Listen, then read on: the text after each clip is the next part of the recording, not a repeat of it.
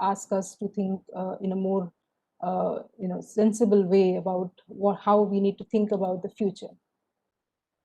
Permafrost, and this is something that very few people know about, that in the Siberian desert, in large parts of Russia, there is a huge amount of methane that is trapped within the permafrost. And as this permafrost is melting, it is releasing tons of methane gas, which is a major greenhouse gas. And probably nobody has even calculated this. We saw some recent reports about it, and which appeared in the BBC as well, about the impacts of this and what is going to happen. So, and there are the extreme weather events which we have seen all over the world, like Hurricane Katrina. We have the Mumbai cloudburst. We had in Kerala, for example, in Germany. And this is the latest incident of the flash floods. And I was just reading this article by Shekhar Pathak, an historian and environmentalist in the Indian Express, who has written a very accurate, analysis of the situation of this sort of a glacial lake burst that happened. And he says that the flash floods due to the burst of an artificial lake created by a huge landslide in Rishi Ganga inside Nanda Devi Sanctuary is the newest warning given by the Himalayas to the blind supporters of development in the fragile mountains. The loss of lives, property, and projects is immense. It is estimated at more than 4,000 crore. I do recall that we had worked with a number of people on the aspect of creation of these glacial lakes. There are a large number of lakes that have formed in the Himalayas, and many of them are going to cause a lot of damage and destruction to the lands directly below them. And some of them we have seen recently, like this one was a major one, but there are smaller lakes, etc., also being formed. And as they grow bigger and bigger, as more and more ice melts from the glaciers and falls there, they do not hold, and they are sort of clear the entire pathway down below. Along their path, they clear up all villages and so on. So at least a sort of knowledge about this disaster risk management, informing people about it, at least that can be done, because some of these effects are global in nature. Some of these glacier melts, we cannot no longer do anything about directly. At least we can do many things, but that has to be like at a larger scale. Individually, of course, we can do lots of things, and that also we will discuss about. So one thing is definitely clear, as Dr. Satya Prakash also said before me, that there are some things that is absolutely incontrovertible, that greenhouse gas emissions, they are increasing, and because of the activity, human activity, and the planet is actually getting warmer, and some part of that warming is due to the greenhouse gases. So this part is no doubt, there's no doubt about it anymore. And sorry, if you see this, all of this has been done by human beings. And if you look at just the entire spectrum of the Earth's evolution of 4.6 billion years, although if you see the last minute, 59.9.9, that's where the first modern man actually came into existence. And we are destroying a whole lot of existence that came before us.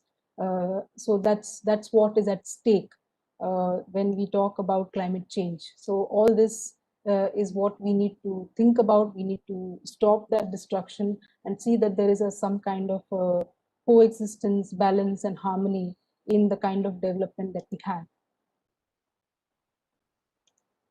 So now looking at some statistics of today, and then we next go into the building industry itself.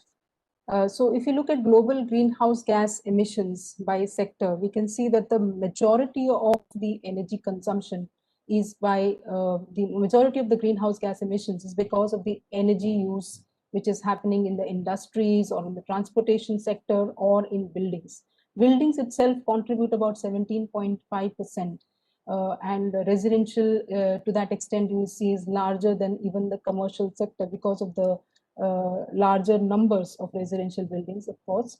The impact of residential is much less than commercial, but overall, that is the scenario. So the use of oil, coal, and gas to power electricity in our homes is what is leading to a huge amount of global greenhouse gas emissions, carbon dioxide emissions, and other gas emissions. Apart from that, we also have agriculture, forestry, and land use, which is causing, which includes deforestation, which is equivalent to about 20%, 18% of the emissions are because of that. There is also waste and landfills, which is contributing, and industries, which are also contributing to. But in the overall scenario, what is important for us to understand is that the carbon emissions, which are because of the use of electricity, the use of transport, and the energy used in buildings.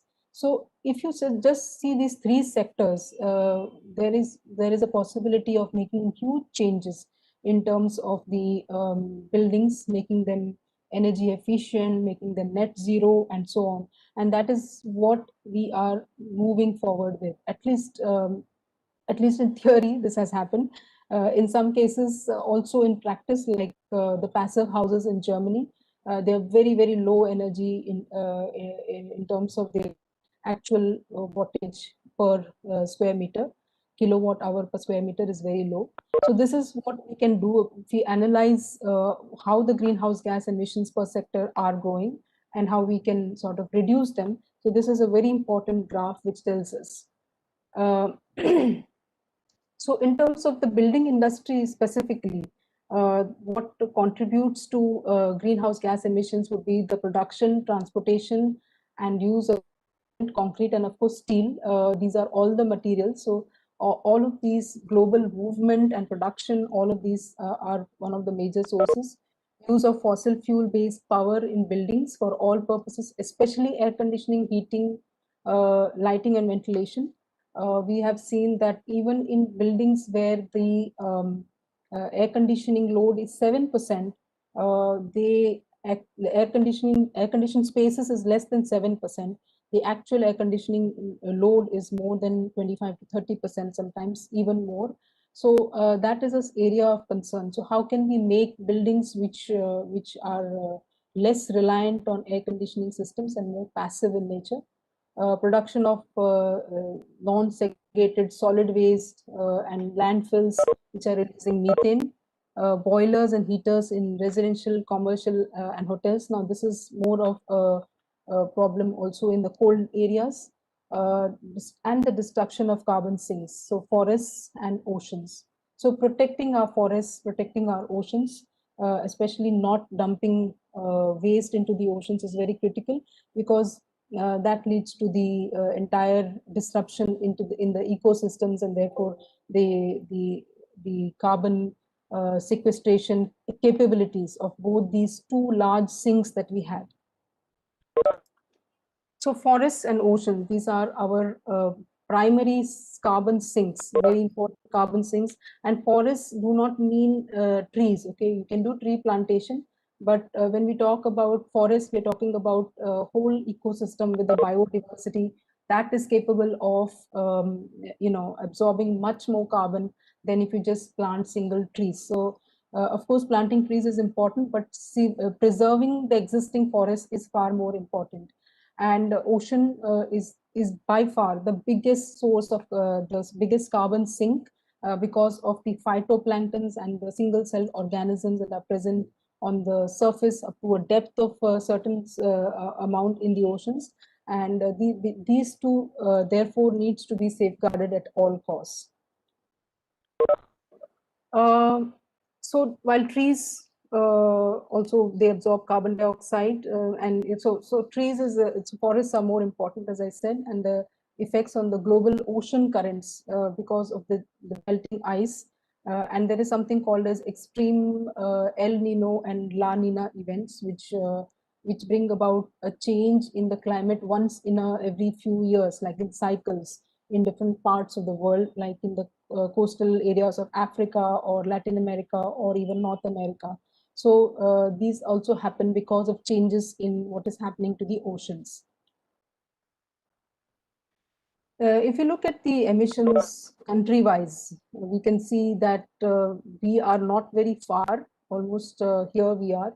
So while we have China, United States, European Union, these are the top in terms of the carbon emissions. India is not left far behind because of its overall emissions.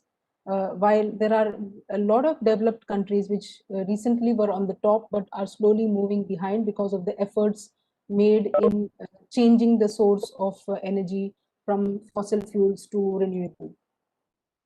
So we are here, we are not far behind, we are fourth. Per capita consumption is low, but overall carbon dioxide emissions are higher. So the question is, if that is the situation where so much of destruction has already happened in the last few hundred years, and what is the way out? What is the solution? Whatever we do, will it be enough to stop these changes that are happening? So I think there can be two things that can be done. One is that definitely, as an immediate measure, what needs to be done is climate adaptation, looking at how to make ourselves more resilient, uh, and in every possible way, and then at the same time reduce our emissions in order to make not just make the whole system in balance, but also to make amends with the rest of the living organisms into which we have, to whose habitats we have destroyed and caused a lot of damage in the long run over the last so many years. So if we try to build up these, if we try to save the remaining forests, like the Amazon forest, which is one of the biggest sources of oxygen and carbon sinks of the world, the rate at which it is getting destroyed, if we stop all of that, then there is definitely reason for hope.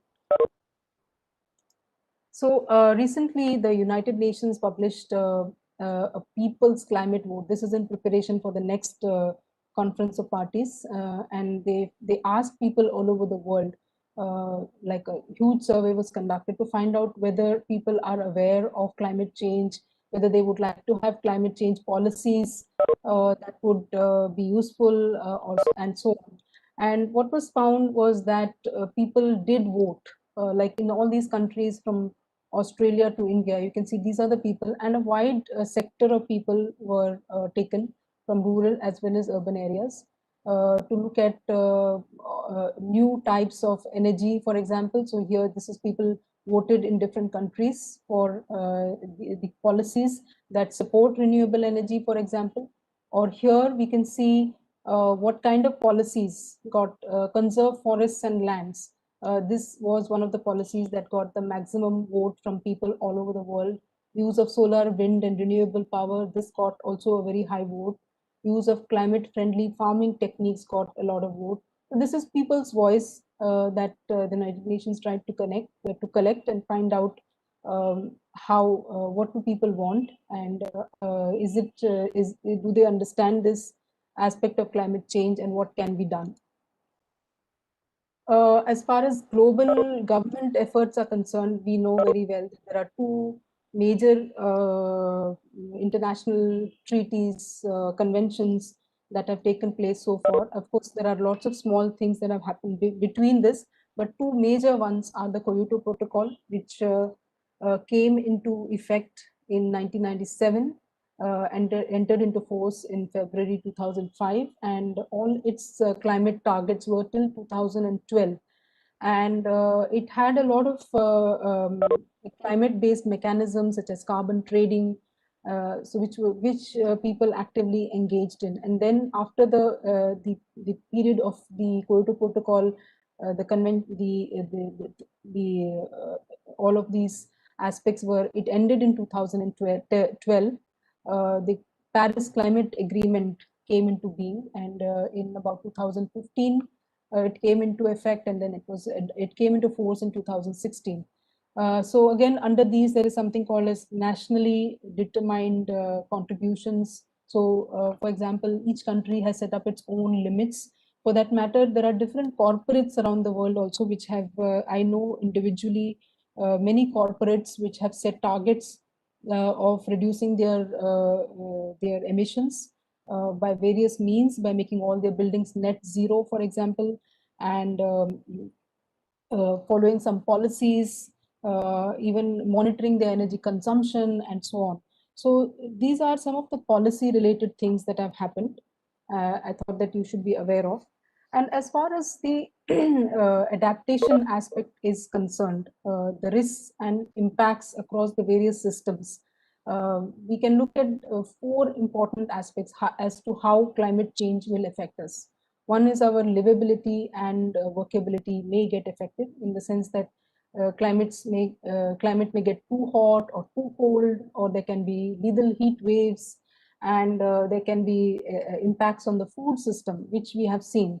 There are every year now for the last few years, I've been hearing about crops getting damaged because of unseasonal rains, because of the hail, the hailstones that have that came, or the mango crops getting destroyed or something. So food systems are very vulnerable.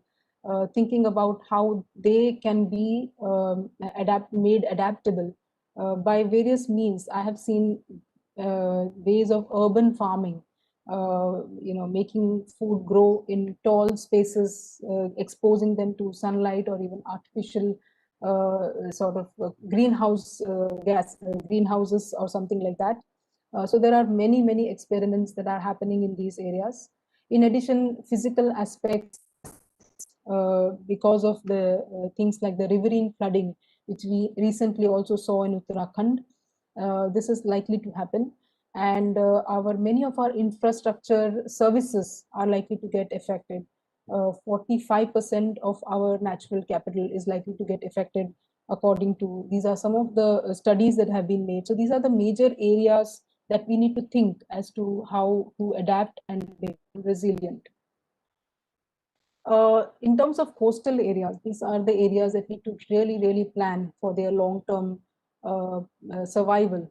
By 2030, 800 million people in coastal areas are likely to be affected by climate change. This was the examples are, for example, Ho Chi Minh City.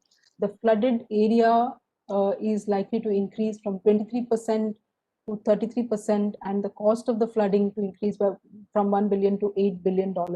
And this somewhat similar figure will happen to many coastal cities, including Mumbai. In Florida, the real estate to be affected by coastal flooding, as you have already seen, the number of events that are hitting, the cyclones that are hitting Florida now more often than before. And the cost is going to be increased to $30 billion and by 2050 to $50 billion. So this is what is going to happen. And the projections for Mumbai also, flooded area to increase from 46 to 60% by 2030, the cost of this flooding to increase from $0.5 billion to $1 billion. And these are just the infrastructural costs we're talking about. There's a lot of other human and other aspects are also, because the people who are going to be worst affected by these floods are the people who live in the slum areas with informal settlements and so on. So thinking about these things right now is very critical. I'll share with you some of the positive examples very quickly. Like, for example, the city, in Bristol, UK, they have a new flood defense system, planting more shade trees, computer simulation of which parts of the city will be most affected. So they're doing a lot of long-term planning in Bristol. Same thing about, so they have formed even an environmental sustainability board here. And this is how it works. Like, they have prepared a one city plan and so on. So the idea is that cities need to plan for this upcoming future and what kind of carbon reduction targets, at the same time making the city adaptable and resilient. In New York, they call it what is New York City's Green New Deal, and which looks at an additional 30% reduction of greenhouse gas emissions. And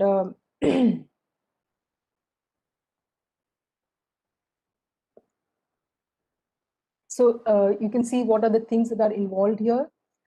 Things such as mandating large existing buildings to implement retrofits, including the second 6% is for reduced reliance on fossil fuel vehicles. 5% is on reducing the 100% of the city's operations with clean electricity sources like hydropower, and 2% will be on cleaning up the vehicle fleet and implementing congestion pricing. And there are many others. This is just 23%. There are many other measures I thought I will highlight to you, and similar others have been done by Quebec and also by various other cities around the world. The point is that this needs to be done by all cities who are on the coastline, and also other cities which are probably vulnerable to other impacts such as droughts and so on. I think that I'm short of time, but let me go further. So in terms of buildings, climate and buildings, and since we have a large architectural fraternity here, the role of buildings is quite huge. And these are some of the reports recently by ClimateWorks, which has shown how what kind of activities done by different sectors in different countries, what will be its impact. So you can see that if we work on electricity, carbon reductions from electricity or fuel supply or industry or buildings. So roughly 71 gigatons of carbon dioxide emissions can be reduced by 2050 across the various geographies, that is all of these areas, and across the various sectors, that is from transport to agriculture to buildings. And also many scenarios have projected that if this is the continued growth we grow, that this is the amount of carbon dioxide emissions that are going to be there.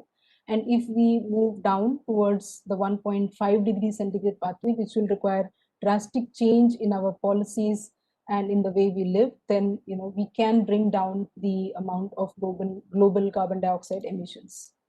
So I mean, this is a fact that probably everybody knows, that buildings are probably, after agriculture, they have the biggest impact on the Earth's ecosystems. And in terms of the energy consumption, I just want to show you a few figures which are related to India. We have, about more than 60% of the building stock is yet to be constructed. 38% of the electricity consumption is from building. It is 28% from domestic and 10% commercial. Much of the energy consumption is because of the use of air conditionings and also fans. 33 to 65% of the electricity consumption in multi-story residential flats is because of the fans and the ACs, the space cooling basically. And the residential sector energy consumption figures are quite startling, because we are going to triple our amount of energy that is going to be consumed up till 2050. The air conditioned floor area of commercial buildings is also on the rise.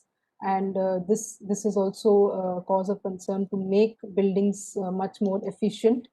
Overall, at the world scenario, the World Green Building Council has shown us that buildings and construction activities are responsible for 39% of all carbon emissions in the world, with operational emissions from energy used to heat, cool, and light the buildings accounting for 28%. The rest of the 11% is the embodied carbon emissions, which go into the building of materials and the construction activities. So this is also from the World Green Building Council, that building sector is responsible for the 30% of global emissions, roughly equal to the total emissions of China. So every building on the planet must be net zero by 2050 in order to keep the global warming below 2 degrees centigrade.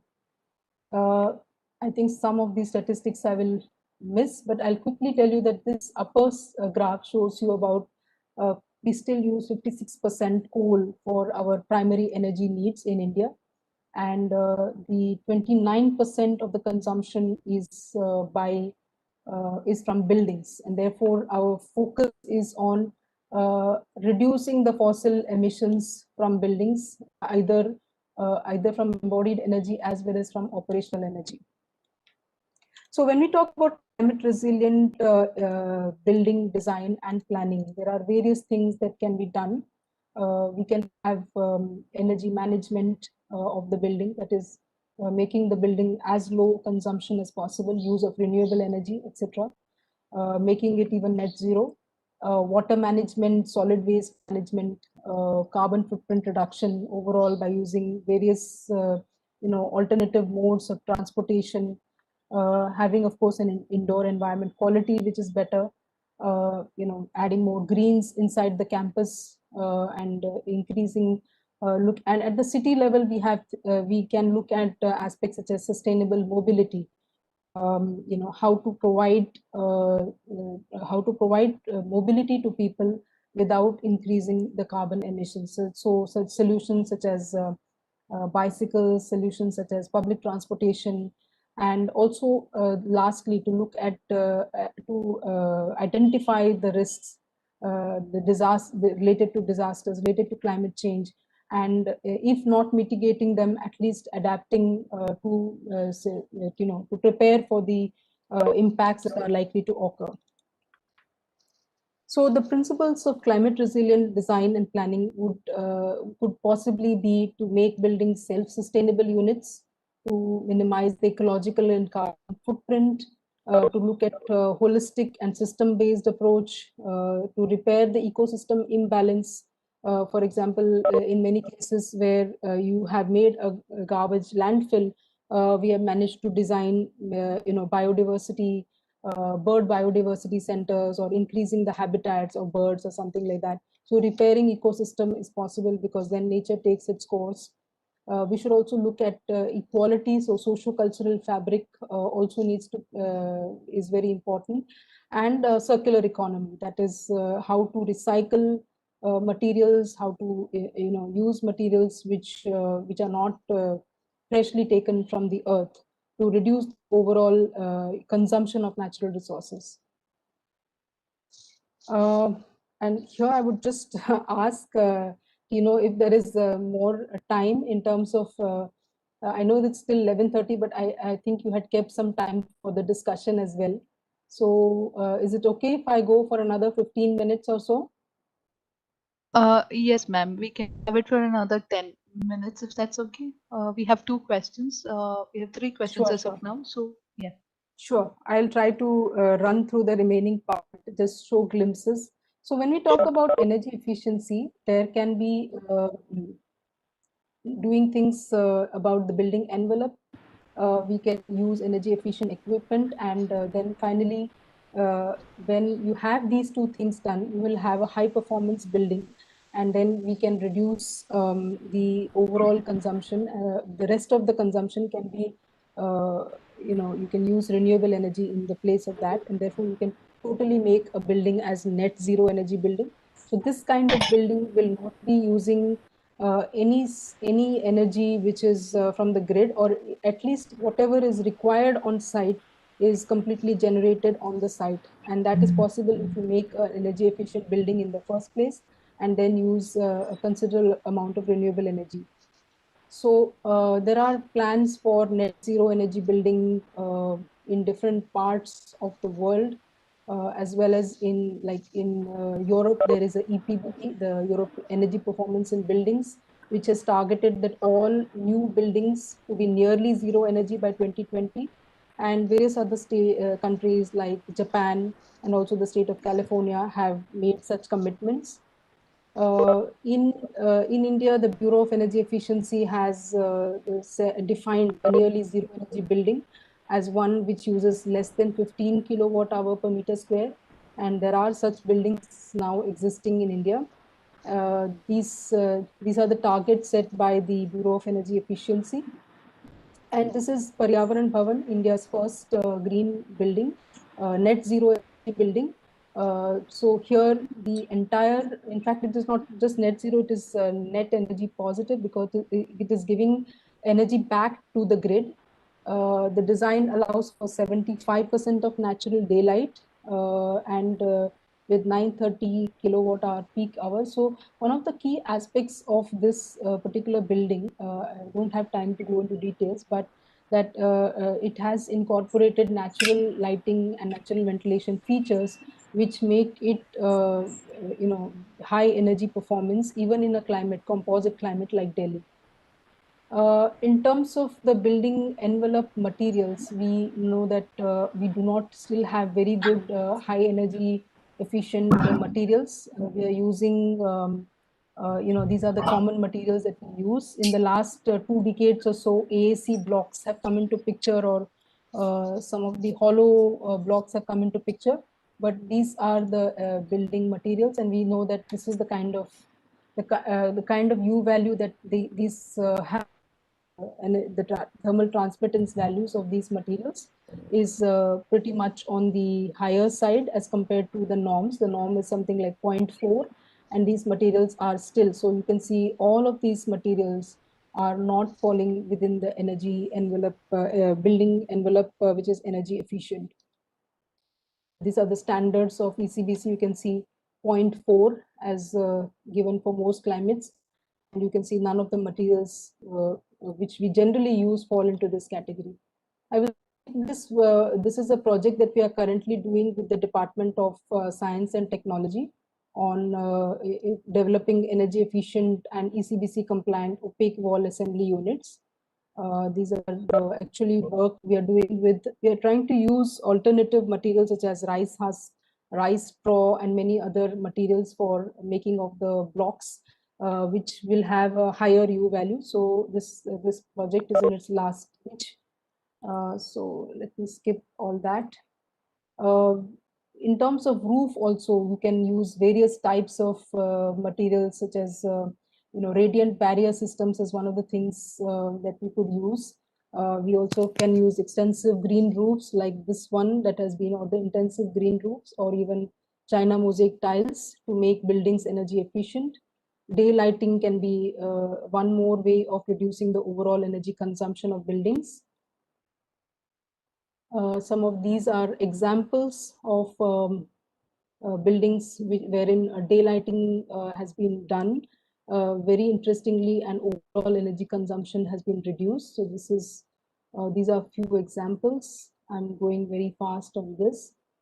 ACC Cement House is a classical example because this is a heritage building, and yet it managed to become green, and right now it is a ECBC BE certified building, and its energy consumption is in the range of less than 80 kilowatt hour per meter square per year, which is very high energy performance. And this same building, because of its design, was actually consuming much more. You can see this light well that has been opened up. This was opened up, and all the offices were, able to have sort of lighting from this central well, which was completely closed actually. And then they also added renewable energy on the terrace and many other things. We can also use some of these low energy and passive cooling systems for thermal comfort.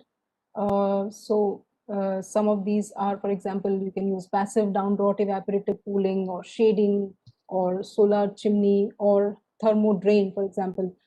This is one of the systems that I tested in Nashik, a system which does not use any air conditioning for cooling.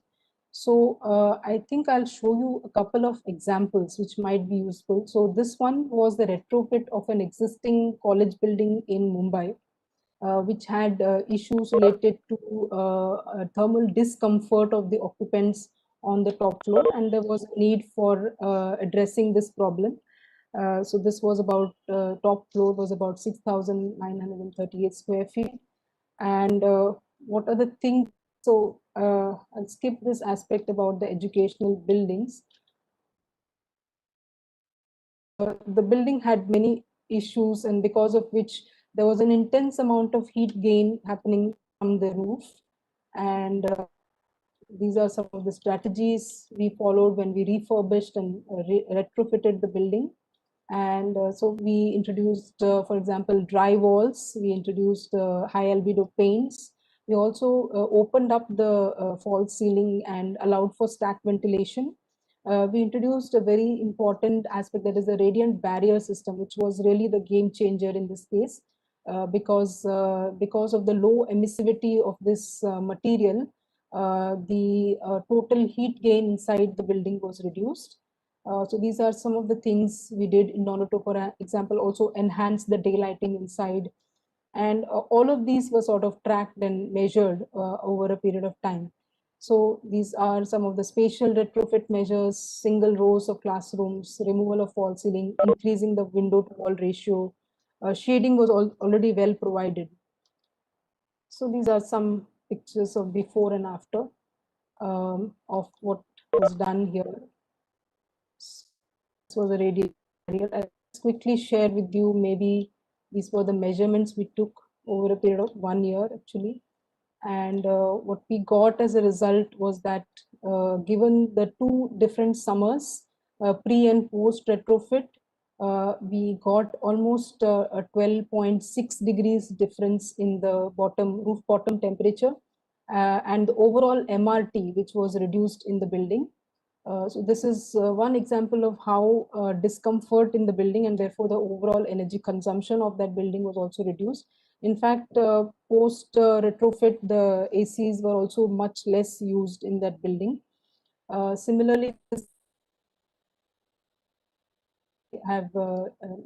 it was done by Pan-Asia engineers and architect Sanjay Patil. But however, I was involved in testing of this system called the TOD, or thermo drain system, in a building, in an office building in Nashik.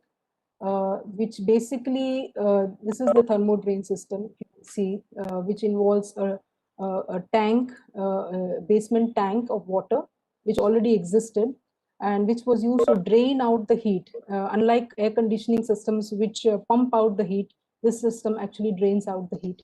So it is basically based on some traditional Indian practices, but it was converted into a modern principle and then it was utilized.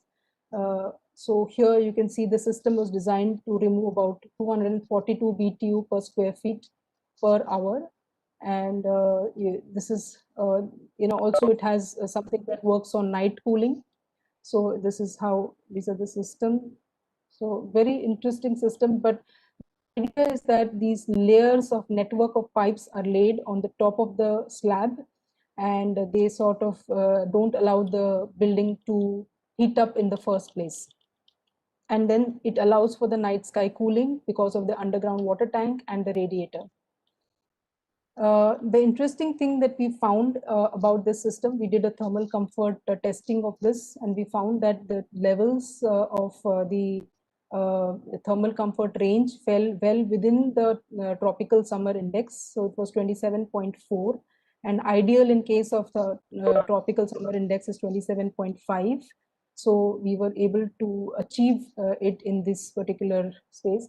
In addition, of course, it took a much less amount of energy consumption, so less than 10 times of conventional cooling energy consumption. Capital cost was 50%, energy cost was 8.7%, and life cycle cost, if we look at for 10 years, was close to 1/5 the cost of conventional. So I'll just stop here and probably go to some of the slides to the very end, so that I could conclude.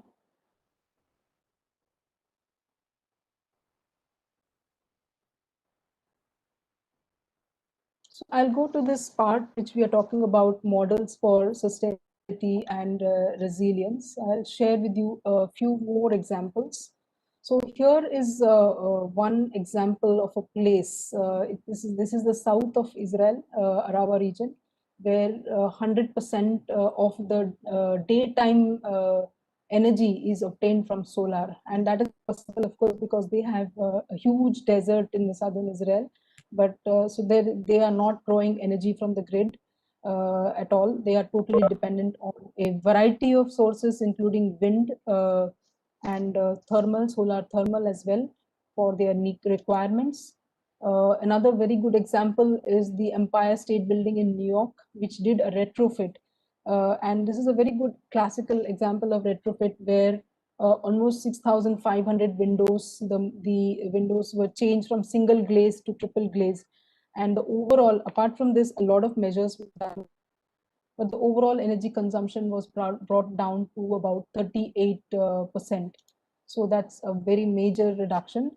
Then there is another very interesting building called the Capsule Building, which is again in Tel Aviv, Porter School of Environmental Studies. The entire building is designed. So you can see the south facade is made up out of solar vacuum tubes. And the entire cooling is because of this. And it also has a system for natural fresh air ventilation. The roof has a roof garden. So again, there is an insulation on the roof. There is also the entire wastewater system is right in front of the building. So the wastewater is treated in the building itself. And there are many interesting features of this building you can probably look up. In terms of cities, we have Masdar city, which was designed by Sir Norman Foster, in which there is a 10 megawatt plant in the desert.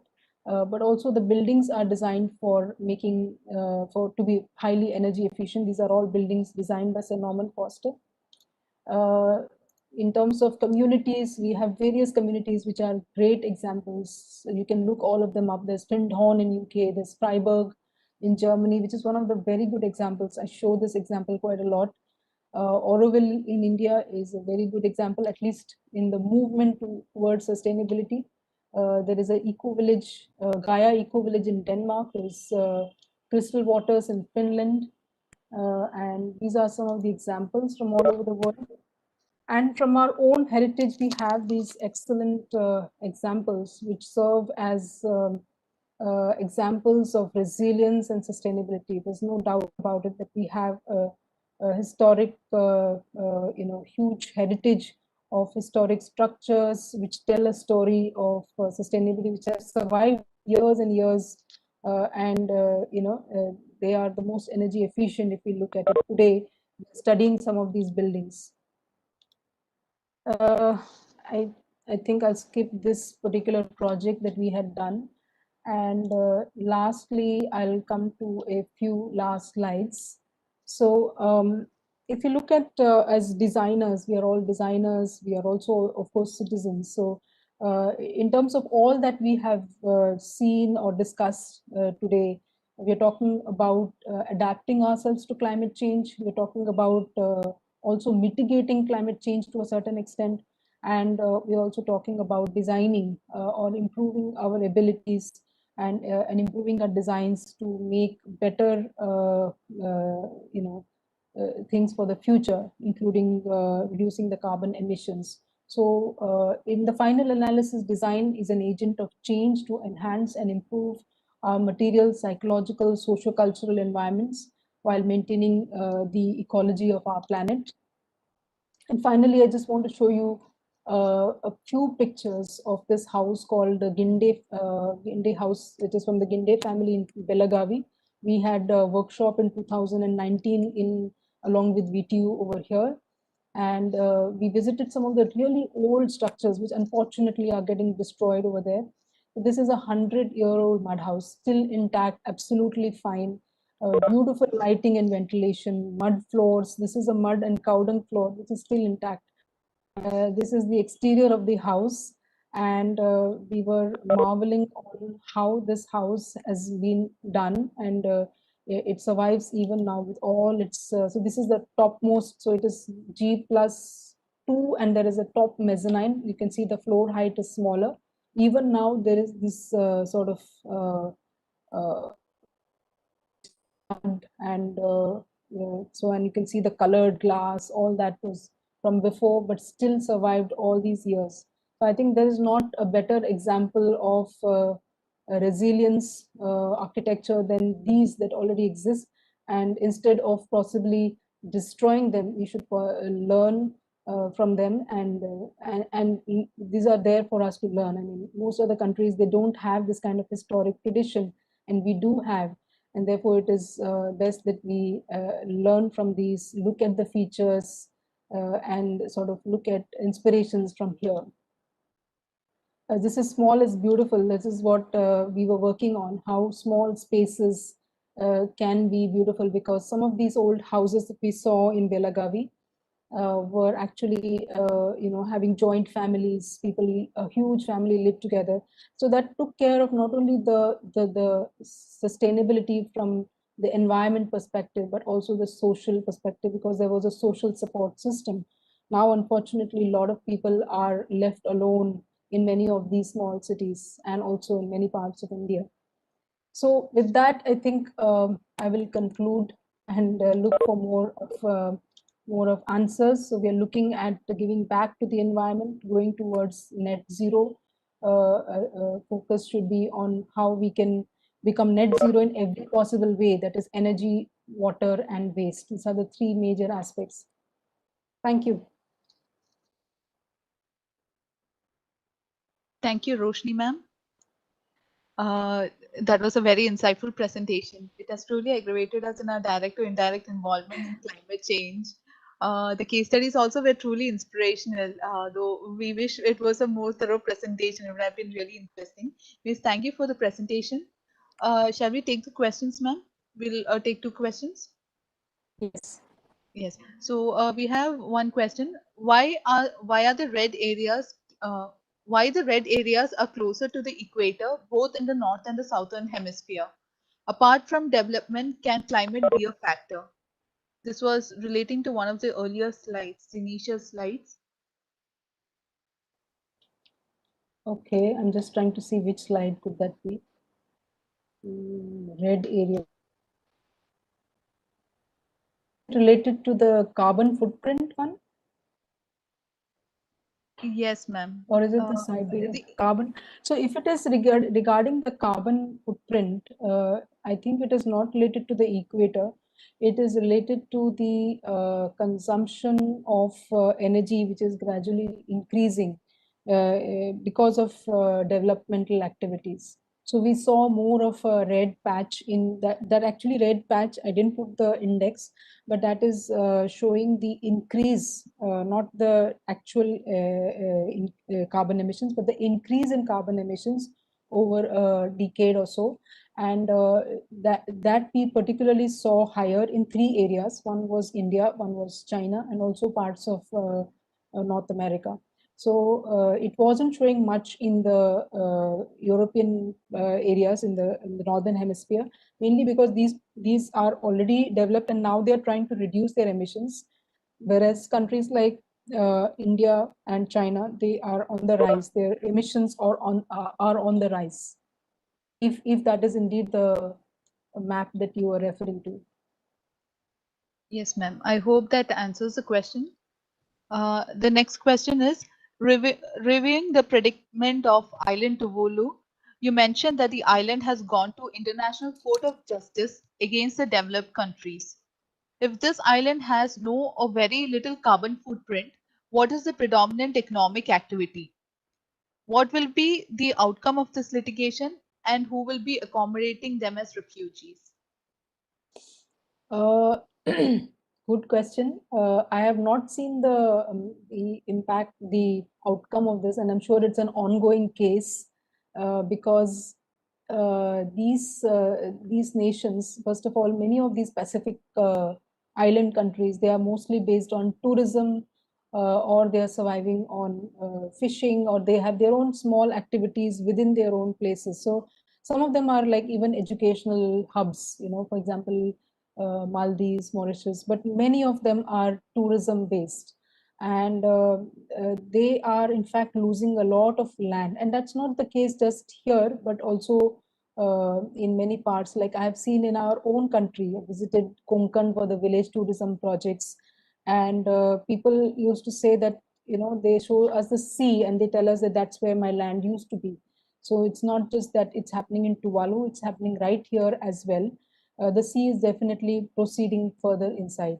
As far as the results of mitigation and who will accommodate them, so right now, as you know, the refugees from countries like Syria, Africa, there's a major flow of refugees happening all over the world. Whether we recognize it or not is a different question, but there is a flow of refugees, and many of the Western countries have accepted the fact that they have definitely been responsible for it, and they are accepting them. They are making even provisions for their stay, and all the facilities for them, at least basic minimum facilities for survival are being made by them. And this is due to the fact that they recognize that they have been responsible for their current status of refugees. Most people will not leave their homes unless it is absolutely required. So if there is an increase in refugees, like from Bangladesh, from many other places, it's because they have lost their sources of survival, either due to economic reasons or due to environmental reasons. And I guess that what is going to happen is that many of these people are, whether the system does it or whether they do it themselves, they will move to the places which are better. Like I think many of these, in some of the countries, they had approached New Zealand and Australia, and they refused to accommodate them, unfortunately. But these are some of the examples which are not so good. But there are many places like you must have seen Greece. There is a free flow every day. There are boats moving in of people from Africa and many other places, where it's not just the sea level rise, but it's also the droughts and other scenarios, because